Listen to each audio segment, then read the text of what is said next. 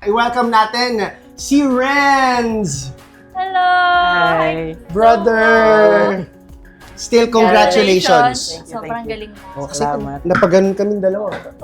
Kaya! Sabi ko nga, akala ko mamimigay ka na ng ng sombrero eh. Kamusta nararamdaman mo ngayon, brother?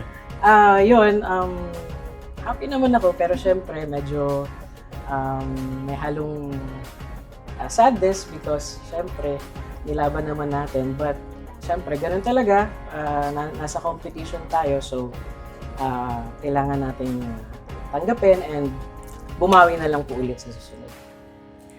Kita naman namin yun. Tsaka parang, alam mo yun, ano bang yung unang naramdaman mo nung tumutong ka, parang may flashback ba ng lahat sa pinagdaanan mo sa The Clash? Actually, talagang nag-flashback talaga yung naging journey, but ang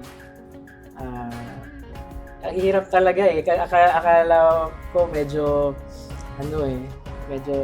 Parang galing na ako galing ka dito, na, so pero okay ka hindi na, no? talaga mawawala yung kaba, Totoo. yung pressure. May kasama ka ba sa studio na nanood for you? Yun, andito yung aking wife at yung dalawang anak ko, nanood sila. And some of my family.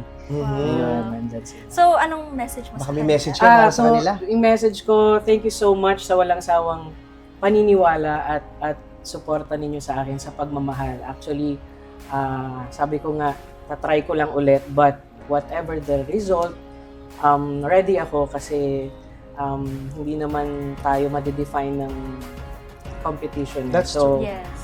sa suporta pa lang at pagmamahal nila sa akin ay winner na talaga ako. Okay lang yan. Alam mo, proud na proud kami sa'yo at maraming salamat for blessing us with your voice, with your talent, with Salamat. with your presence. Talaga Yes. na-inspire talaga lahat kaming manood. And Congratulations pa din. pa rin. Thank you. Thank you so much, Thank you Renz. so much. My